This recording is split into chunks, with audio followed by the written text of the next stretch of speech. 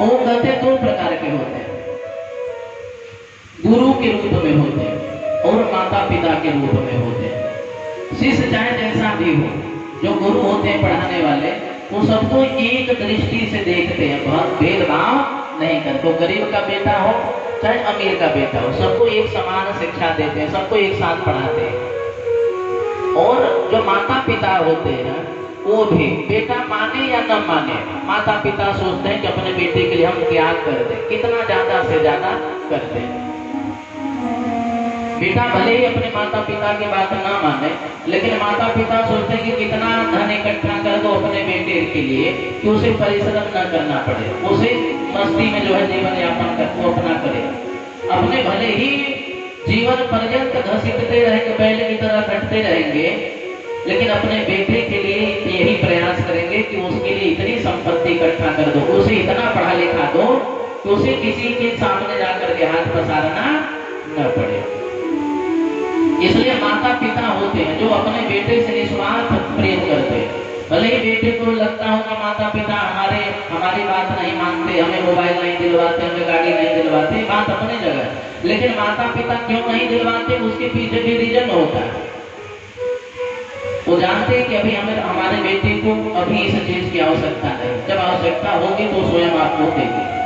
लेकिन जब तक पढ़ाई होती उस समय बहुत ज्यादा जानते हैं कि बहुत ज्यादा मोबाइल या ज्यादा बहुत जो व्यवस्थाओं की से देंगे तो लड़का बिगड़ जाएगा,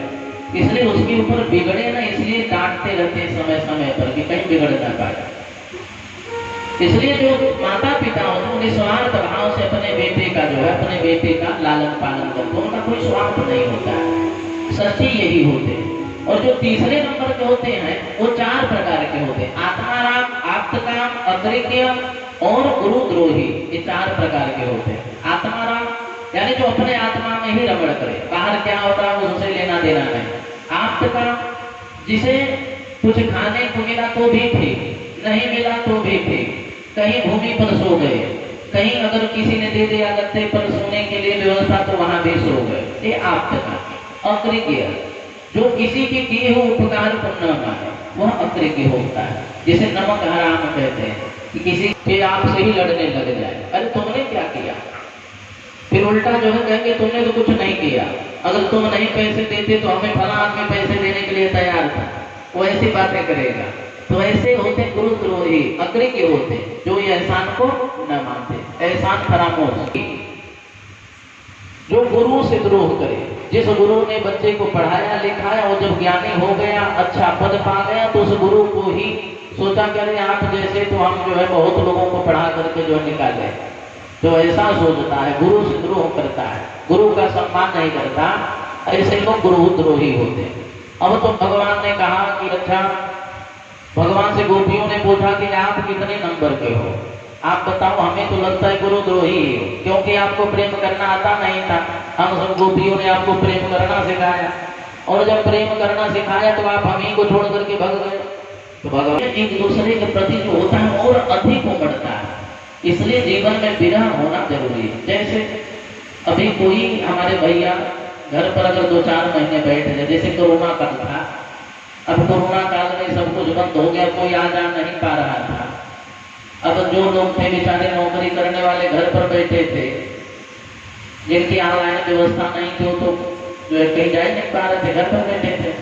अब उनकी जो है पत्नियां जो थे कुछ दिन तक तो देखी काम चला, अब बोले चले महाराज कल तक घर बैठे रहोगे, देखो भला के पापा आज गए हैं ड्यूटी पर, अब तुम बैठे हो, कैसे घर का खर्चा चलेगा। पहले तो खूब प्रेम होता था, मेरे पति हमारे घर रहे हमें भी थोड़ा समय दे, लेकिन जब ज्यादा समय देने लग जाते हैं तो फिर उनकी कीमत जो है खत्म हो जाती है, उसका महत्व खत्म हो जाता है। इसलिए विरह भी जीवन में होना चाहिए। विरह होता है तो उससे प्रेम और अधिक हमारा उमड़ता है दूसरे के प्रति। अब भगवान ने इस प्रकार से समझाया गोपियों को, और समझा करके जो है भगवान जो है दास करना प्रारंभ कर ही चाह रहे थे कि भगवान ने कहा देखो गोपियों, जैसे कोई स्त्री का पति जो है घर पर रह रहा हो, कोई नौकरी वगैरह न कर रहा हो, अब जब भी पानी मांगेगा